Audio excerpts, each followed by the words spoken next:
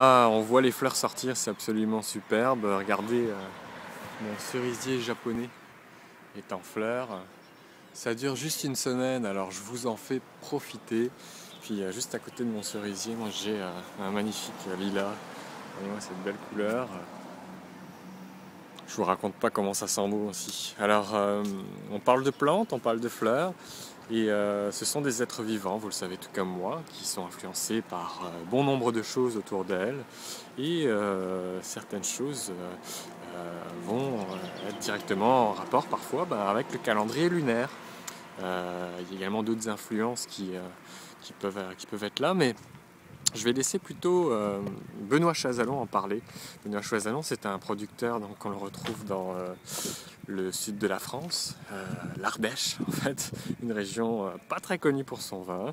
Il est propriétaire d'un domaine, s'appelle le domaine de l'Alselve, et lui, son maître mot, c'est le vin vivant. C'est vrai que je suis j'aime beaucoup le côté vin vivant, donc c'est-à-dire des vins qui sont avec peu, voire pas du tout d'intrants, c'est-à-dire de produits au niveau, aussi bien au niveau de la production, au niveau du vignoble, qu'aussi bien au niveau de la vinification. Donc pour toujours être sur le côté très vivant du vin et vraiment faire ressortir l'émotion des gens qui sont derrière le vin. Voilà, quand on boit un verre, il faut qu'on puisse sentir quelque chose, pas que le verre de vin qu'on a dans la main, mais voilà, toutes les émotions qui ont pu être véhiculées par le vigneron derrière, c'est ça qui me plaît. Donc ça veut dire effectivement beaucoup dans notre famille du vin de gens qui sont bio, biodynamie ou cosmoculture, enfin, des concepts un peu légèrement différents, mais voilà, donc, toujours dans ce côté vin vivant, quoi. Donc quelquefois en mettant en bouteille sur des périodes très précises de la lune, on avait des vins qui se remettaient en place beaucoup plus vite. D'habitude ils se remettaient en place au bout d'un, 2 mois, maintenant en général au bout de 2, 3 semaines les vins sont impeccables.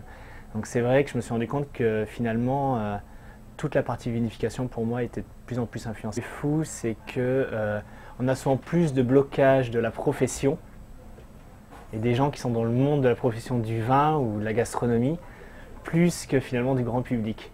Finalement, les consommateurs sont beaucoup plus demandeurs et beaucoup plus réceptifs que effectivement la profession qui pendant des générations, surtout les dernières après-guerre, sont restés dans une méthode de culture et de vinification très terre à terre, mais dans le mauvais sens du terme, c'est-à-dire voilà, tout chimique et en vinification beaucoup sur les intrants et tout.